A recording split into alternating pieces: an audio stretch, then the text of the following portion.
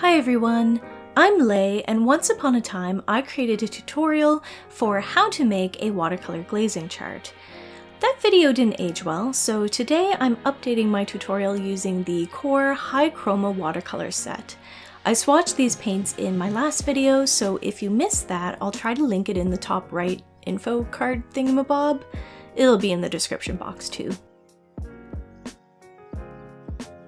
I set up my chart on a piece of 6 by 9 inch 100% cotton B watercolor paper in cold press. I used tape to separate the boxes in the hopes it would keep everything clean. Spoiler, it didn't, but I'll get back to that. The paints in this set are Quinacridone Magenta, Dioxazine Purple, Cobalt Teal, Green Gold, Quinacridone Gold, and Transparent Pyrrole Orange, which are all incredibly beautiful, but maybe are not necessarily colors you'd think to mix together. There are a few ways to test how your watercolor paints mix and work together. The most obvious is, of course, a mixing chart, but if you're an artist who really enjoys layering and maybe want to get the most vibrancy out of your paints, I definitely recommend trying a glazing chart. When you mix paints, some of the saturation can be lost, but with a glazing chart, the mixes tend to be brighter and also more nuanced. To create a glazing chart, you also don't necessarily want to take the paint direct from the tube or pan. A more diluted strength paint works better. You then paint rows and columns of each individual color on the paper, going one way first. In this case, I painted horizontal rows, let the paint dry fully, and then I painted vertical columns over top. If you're worried about the paints mixing together when they're wet, you can alternate the paint.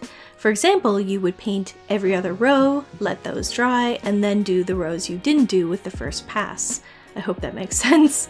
This is something I probably should have done since QoR has a lot of movement and all the paints wanted to be friends. You'll see me sopping up some of the leaking paint and repainting them. If I'd realized this would happen, I would have used the thicker washi tape I have or something, but oh well, the chart still turned out nice in the end. I do find glazing charts faster than mixing charts, even considering all the drying time, but that is a personal thing. I'm fine with mixing to get a particular color I want, but I tend to get all tied up over whether my mixes are an exact 50-50 ratio or not when it comes to a mixing chart. I had actually wanted to do this glazing chart when I was initially testing the QoR watercolor paints, but the video was already at a decent length. When I decided to turn this into a separate chart, I realized this was a perfect time to redo that old tutorial because it has been bugging me how it's pretty ancient at this point. So I hope I've covered everything that I discussed in that video. If you do have any questions, please feel free to ask down below in the comments, or you can find my Twitter at Leysketch, which is also linked down below in the description box.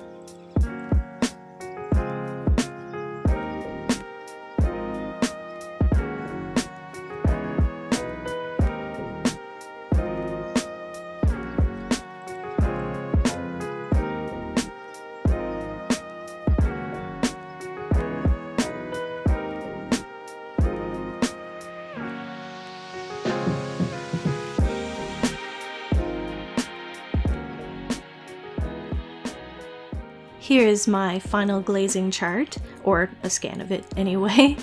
These QoR paints are all incredibly transparent and are all staining or semi-staining, two things that are very important in layering paints. They don't always make for the prettiest mixes, such as with Dioxazine Purple with Green Gold or Quinacridone Gold, but there are some really beautiful ones in there. There's the bright punchy greens you get with Cobalt Teal and Green Gold, or the coral pinks you get with Quinacridone Magenta and transparent Pyrrole Orange. There's also some pretty Halloween-y oranges with transparent Pyrrole Orange and Quinacridone Gold, and some warmer purples when you mix Dioxazine Purple with Quinacridone Magenta.